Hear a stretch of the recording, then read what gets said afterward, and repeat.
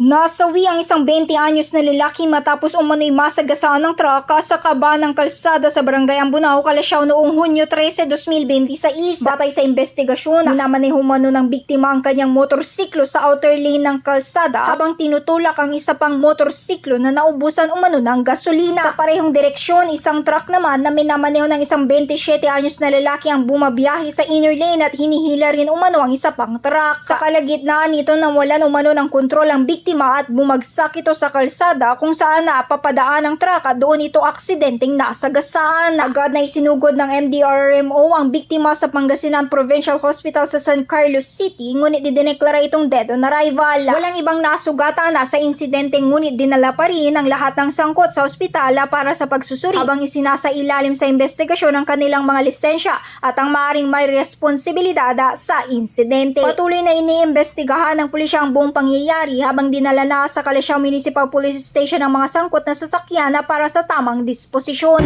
Kasama mo mula rito sa IFM News Dagupan, ito si Idol Denise Brillante Tatak Aremen.